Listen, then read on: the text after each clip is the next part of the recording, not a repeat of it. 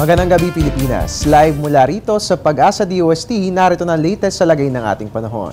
Ngayong gabi nga po, hindi na po nakaka-apekto sa ating bansa yung ridge ng high pressure area dahil ito nga pong high pressure area ay tuluyan na po lumayo sa ating area of responsibility. So for tonight, ang weather system po na nakaka-apekto sa atin ay ang Intertropical Convergence Zone o ITCZ na umakyat dahil nga po sa paglayo nitong nabanggit po nating weather system. Ito nga po ITCZ, partikular na makaka-apekto dito po yan sa may Southern Mindanao at magdadala po ng pag-ulan dito po yan sa Caraga Region at ganun din sa Soc-Sargen. Samantala, dito po sa atin sa Metro Manila at ganun din sa buong Luzon at sa buong Visayas, wala tayong dapat alalahanin dahil partly cloudy skies lamang po ang ating mararanasan. Pero ganun pa man, posible pa rin magkaroon ng mga isolated rain showers or thunderstorms, so magdala po tayo ng payong kung tayo papasok sa opisina at ganun din sa eskwela. At ngayon ng sinalubong na natin ang panibagong buwan, which is the month of June, marami rin pong changes ang nakatakdang mangyari sa lagay ng ating panahon. Isa na nga po dyan ay ang gradual na pagbaba ng ating temperatura.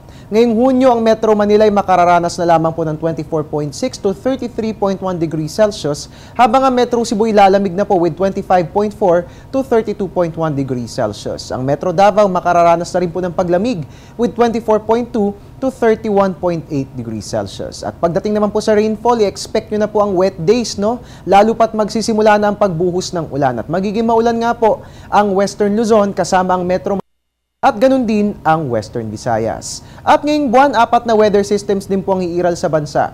Una ang Southwest Monsoon o hanging habagat. Pangalawa, ang ITCZ at kasama rin po ang low pressure area at mga bagyo. At ayon kay Pag-asa weather forecaster Fernando Cada, 2 hanggang 3 bagyo ang inaasahang papasok sa ating Philippine Area of Responsibility ngayong buwan.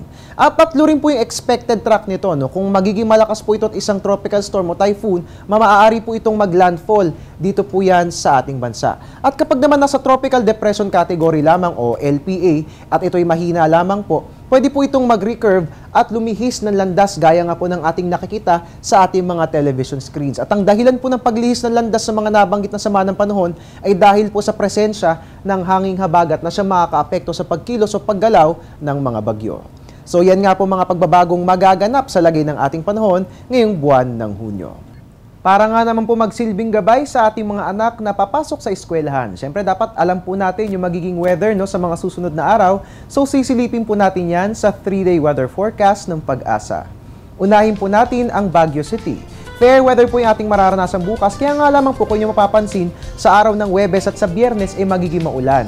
Yan nga po dahil sa mga araw na yan ay magsisimula na nga po yung activity ng southwesterly wind flow sa ating bansa. Ito nga pong nasabing wind flow ay nagdudulot po ng so magbaon po tayo ng payong pagsapit ng Huwebes at Biyernes. Ganun din po sa Metro Manila, maaliwalas po yung ating panahon bukas. Kaya nga lamang po sa Biyernes at ganun din sa Huwebes, magiging maulan na nga po dahil nga po yan sa southwesterly wind flow.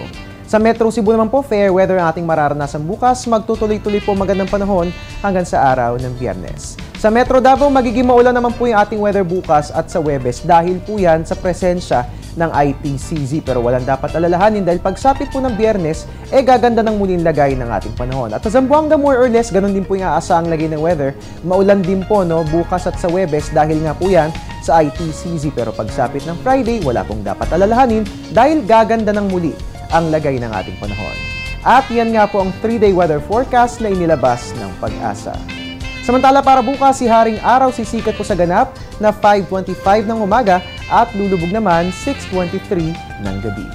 At yan po muna ang latest mula rito sa Pag-asa DOST.